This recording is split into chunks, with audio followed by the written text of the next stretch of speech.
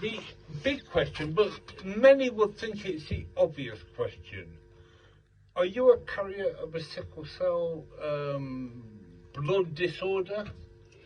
No, but my sister's son, who is my nephew, has sickle cell, and because of him is what motivated me to what I'm doing today, because I felt her pain and the child.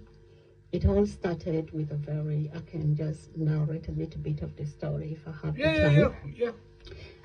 My sister, they're both in Uganda, and she was reaching out to me, seeking for help every day. The child was in hospital every week.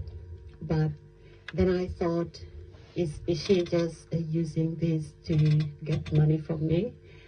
And then something came, spoke in my heart that find a church, a local church within her area, to make sure that what you're sending to her is reaching to the child. Yeah. So I went on Facebook and I searched for this church pastor. So I started sending little help, and then she then reached out and said, oh, there's this church now, they're helping me and Freddie. I said, oh, that's good.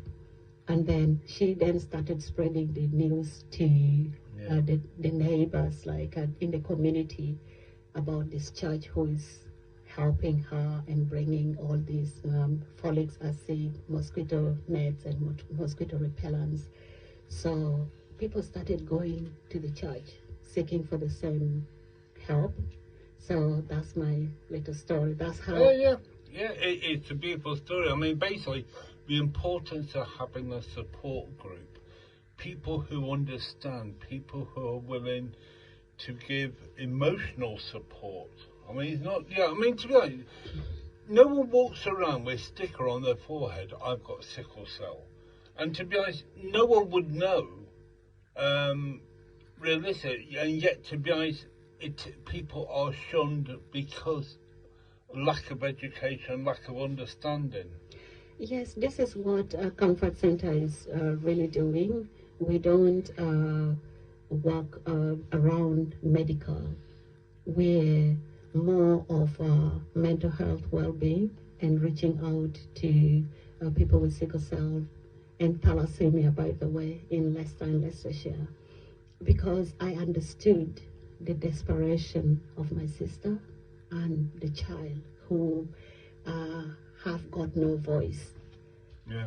I mean, to be honest, I was talking to Susan during the last break on that there was a time, a number of years ago, where I did actually think that sickle cell was something that was Caribbean-based. I then, thanks to a friend, etc., found out that actually it's, 3/4 of cases now, I've updated the information, they're actually African.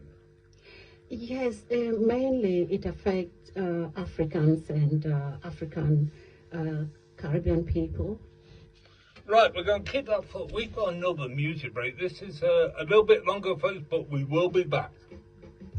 We've got about 8 minutes.